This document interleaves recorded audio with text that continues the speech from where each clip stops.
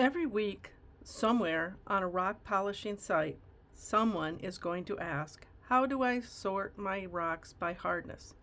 And then it's going to be followed up by at least 24 people talking about the Mohs scale of hardness. I say, let's keep it simple. Let's not make this too complicated.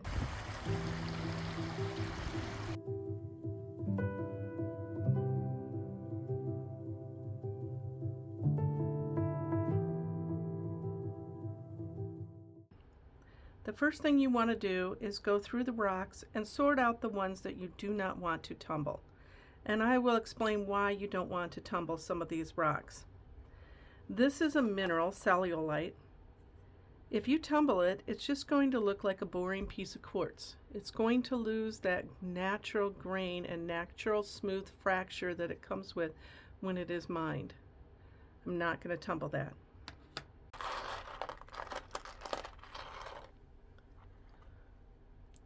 This is amber. It's very light. Sometimes it will float when you put it in water. It's very soft. If you tumble this with the rest of your rocks, it will disappear. You will not have any amber left. I will not tumble that. This is pyrite.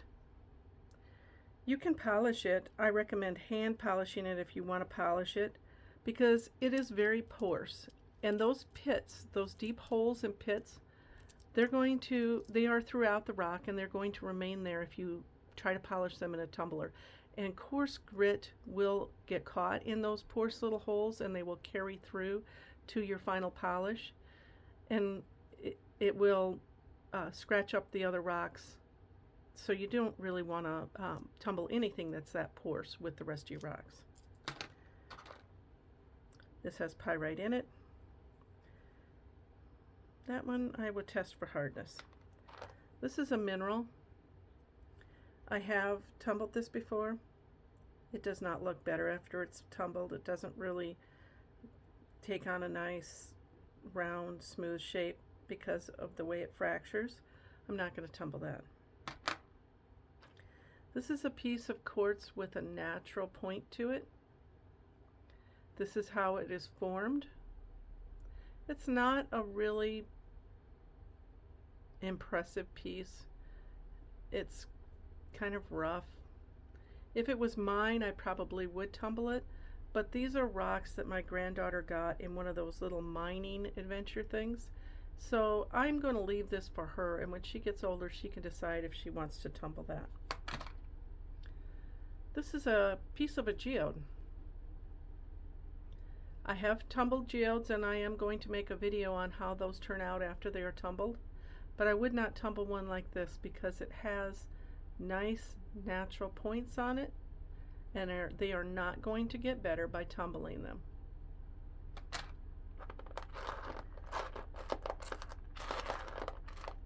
Here's a piece of petrified wood. If the petrified wood has nice agate lines in it or nice color changes, and it's a good sized piece, go ahead and tumble it. It'll take a nice polish. It'll look good. This is a small piece.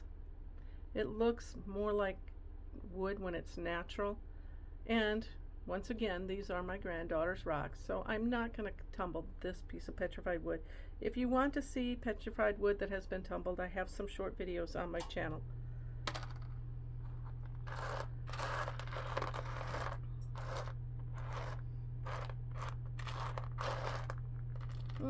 There's a shell in here. That's interesting. Definitely won't tumble that. This is a fossil. You can tumble fossils if they are hard enough.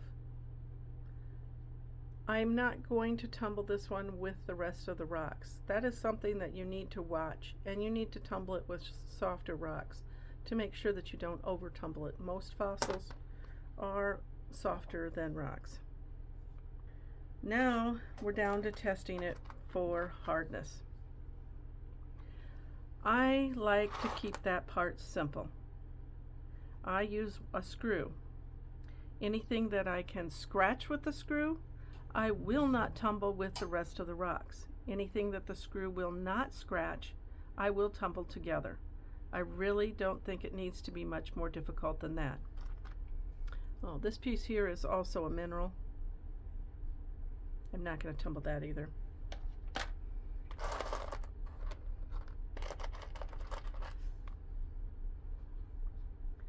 This here looks like it could be obsidian.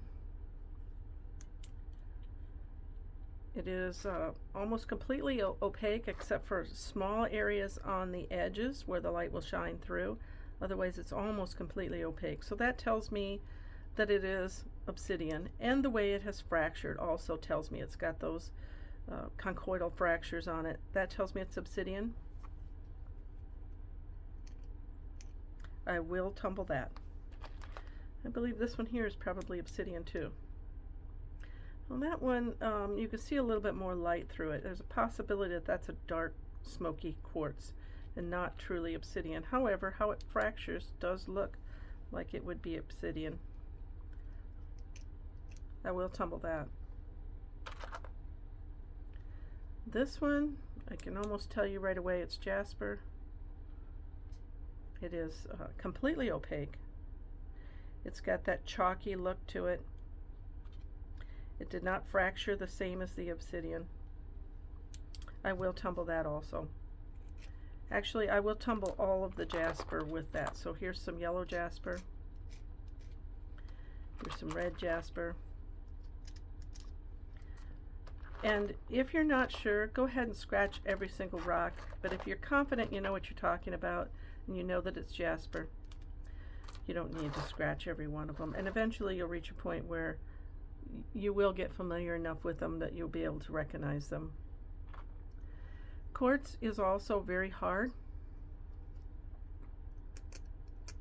I will tumble all of the quartz with those.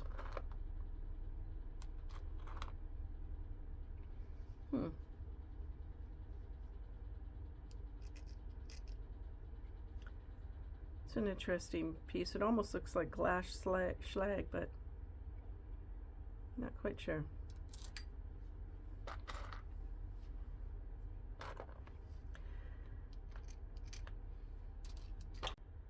Don't assume that it's amethyst. Amethyst is hard enough that it can be tumbled with quartz. Small pieces like this, you'd want to keep an eye on it. You'd want to check it every week. You wouldn't want to tumble it for a long period of time.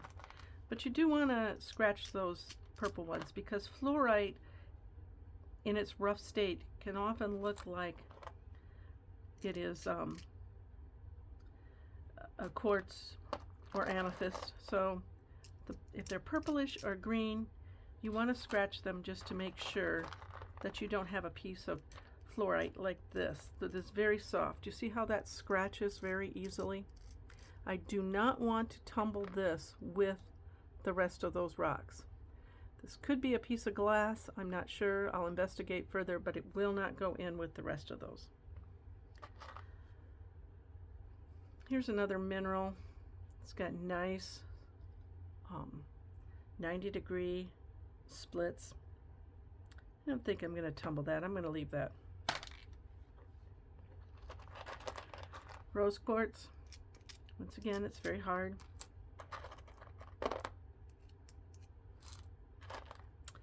Aventurine, sure, I'll throw it in there. It will get banged up and get more fractures in it. This one already has a lot of fractures in it, and you'll see that more after it's polished. And it will get banged up more if there's a lot of heavy rocks in there with it and not very much filler. So if you're going to tumble this with the harder rocks, you want to be careful, make sure that you have it protected with lots of filler.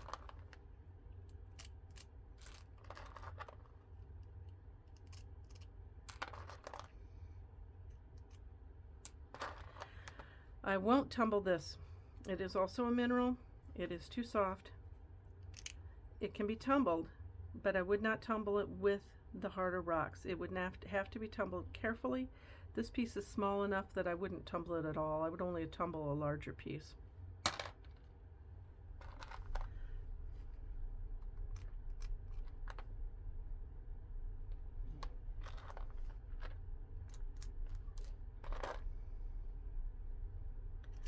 Looks like there's a lot of jasper in here. A little bit of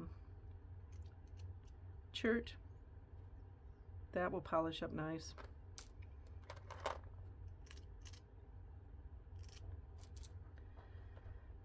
More chert. Some of these I don't think necessarily came in that batch of stuff. It may be something she found on the ground while we were there. Chert is very common around here. We see a lot of it, and it polishes up beautifully. Takes a nice shine, so I always encourage her to pick it up when she sees it. This rock is very porous. It's also soft enough that it's scratching in areas. You have to keep in mind when rocks are formed, there's often a lot of other minerals mixed in with them, so you may be able to scratch it in one area but not in another. I'm not going to tumble that. Feldspar or moonstone is a softer rock. If it was pure feldspar, if it was completely orange, I would probably tumble it, but because this here is you see how it's mixed with the other stuff in it, it's going to be soft. I'm not going to tumble it. There's another piece of that. This one's porous and soft. Don't know what it is. Could be an iron deposit. Not going to tumble it.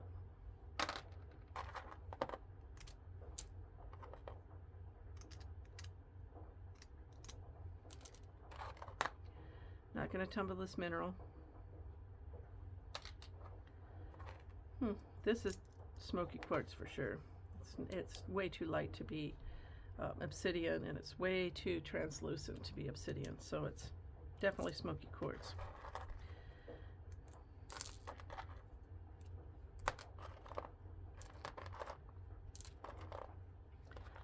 A lot of people wonder, how do you tell the difference between lapis and sodalite?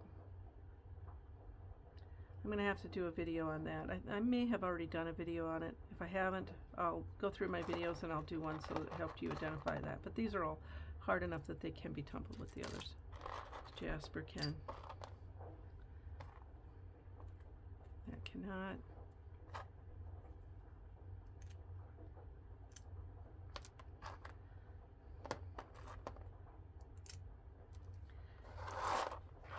Getting down here to the nitty-gritty. Won't tumble this. Won't tumble this. Any minerals that you see like that with a lot of pyrite in them, they're soft. They'll tumble away, especially when they're that small.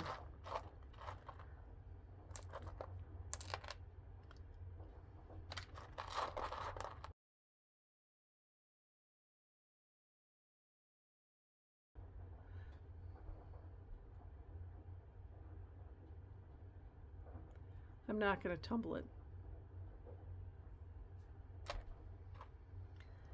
Haven't decided yet about this one.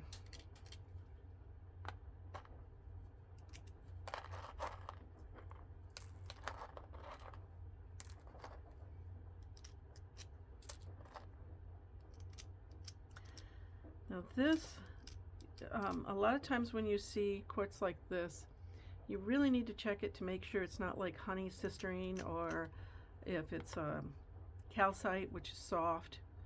You want to make sure you scratch it in several different places to determine that it's hard enough. This one also has some pyrite in it. This looks more like it has a lot more feldspar in it. And it should tumble okay, unlike the moonstone. This one looks like it might be a rock she just picked up from the ground. We'll tumble it. It's got some interesting colors in it. We're going to tumble that. It does have some soft areas in it. We're going to tumble it, but we're not going to tumble it with these harder ones. We're going to separate that out.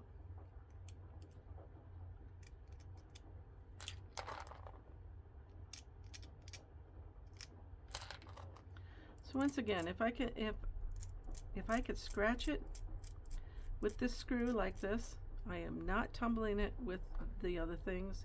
If I cannot scratch it, and if it's not too porous, I'm going to tumble it. And I really do keep it that simple. Everything that I can scratch, I will decide if I want to tumble it, and if I do tumble it, I will tumble it very carefully and very slowly, checking on it very frequently to make sure that it doesn't tumble away to nothing. I go ahead and tumble the little chips in there. As long as they're hard enough, I tumble them. Some of these will take a nice shine, and I put those little chips in a little piece of chip jar. This here, it's not taking a scratch, but I don't think it's going to take a nice shine. I'm going to go ahead and throw it in though. Okay, now we have sorted them by hardness. I decided this one's hard enough. I'm going to go ahead and tumble it. I'll identify it later. All of these rocks I'm going to throw into the rock tumbler together, and all of these ones that I have separated out. If I do decide to tumble any of them, I will tumble them more carefully with other soft rocks. I will not tumble them with anything that I could not scratch with a screw. And it really is that simple. Okay, we're going to throw these in the barrel, and I'll come back after a month or so when they've been polished up and show you the end result. Welcome back. Thanks for staying with me for the first 15 minutes while I talked about hardness.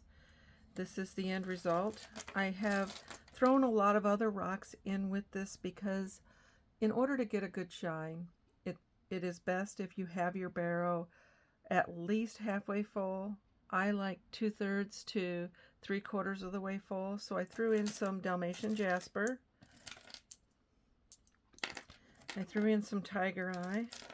This one was really rough. I'm surprised that it took as good of a polish as it did.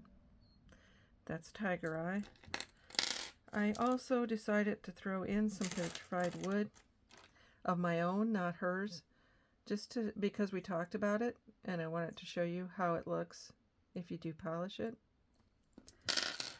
There's some chert in here. We talked about how that chert takes a nice shine. It has great designs in it often, but it polishes up nice and shiny. I like polishing chert, even though it's not really a gemstone.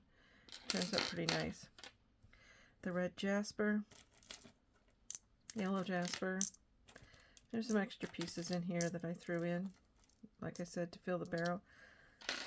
I did end up throwing in that moonstone, that feldspar, because I knew I was going to watch it and not tumble it too long. So I wanted to go ahead and throw it in there, just get it tumbled and get it over with. The quartz, rose quartz, white quartz, always takes a nice shine. I never have any trouble getting a good polish on quartz. So easy to polish. It's a good starter stone if you're just getting started out at tumbling. Tumble lots of quartz until you get really familiar with what you're doing and how to get a good shine.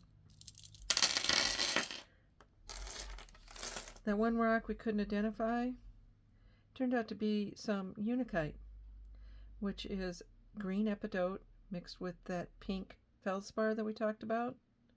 Looks really nice now that it's polished.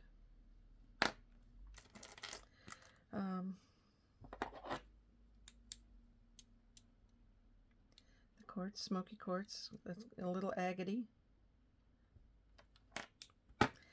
The jasper took a nice shine. The black jasper, it is completely opaque. You cannot shine a light through any of that. That's how you know it's jasper. Here's that aventurine. Do you remember we talked about how it bruises really easy when you tumble it, and I showed you that rough piece. That piece chipped, turned a little white right here on the edge where it bruised up. That piece was so rough in the first place, and I had the other minerals mixed in with it, so it didn't tumble real nice, but the other stones turned out really good. I may have thrown that one in extra. I don't remember what I had in there for sure, but this is what it looks like. That's a stone. You want to make sure you have it well protected when you tumble it. When I polish it in the final stage, I add in this plastic beads. I do not use the plastic beads in stage 1 or 2 because they will just disappear. They'll be gone in no time. You will have wasted your money. I only use them in stages 3 and 4, and in those polishing stages and pre-polish stage, they will last a long time. These are several years old. They just keep going and going. In stage 1, I usually don't put any filler in there other than the small rocks. Stage 2, I put in some ceramic filler. And stages 3 and 4, I use the plastic filler. And I do not use the same filler in each stage because I don't want to risk carrying over any coarse grit or any rough grit to the final stages, because that will scratch up your rocks and affect your polish. Here's that amethyst. I think this piece I may have added, but I know there was some in there that's from the original stage. There might be some rocks missing too. If a rock took longer to polish in stage 1, if it had a lot of really rough edges, it would have stayed in stage 1 and it will come up, it'll show up down the road in another batch because it needed more time. Here's some more of that tiger eye that I added in later. Some more of that Dalmatian jasper that I added in. And we talked about the small chips, how I polish the small chips. I put them in these chip jars like this. Separate out the white quartz or clear quartz.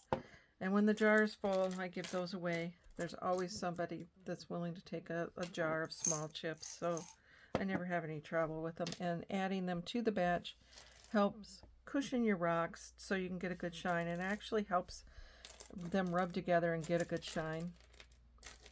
I can't remember which rocks we showed in the beginning, so I'm just holding up ones that I think we talked about. I should have went through and kind of memorized that video, but I didn't do that. Here's some of that jasper. Hopefully my camera's focusing better. I noticed afterwards on the other one that it didn't focus well, and I had already thrown the rocks in the tumbler, so I didn't get a chance to redo it. This is a little agate. I don't know if you can see those lines in there. What else? I think that's mostly what we talked about in the original video. I hope this was helpful. Just remember, keep it simple. A screw is all you really need to separate your hard ones from your soft ones. Here's a piece of that plastic filler. There's another one that looks very agate-y. Some of these you couldn't quite tell what you had in the beginning, but after they're polished, they really turn out very nice. Here's another piece of that unikite. And I hope you found this helpful. Good luck with your tumbling. I have other videos that talk about the filler and other things that I use to get a good shine. So check out my channel and you might find some other videos that are helpful. I try to identify the rocks if I remember, and we'll talk to you soon.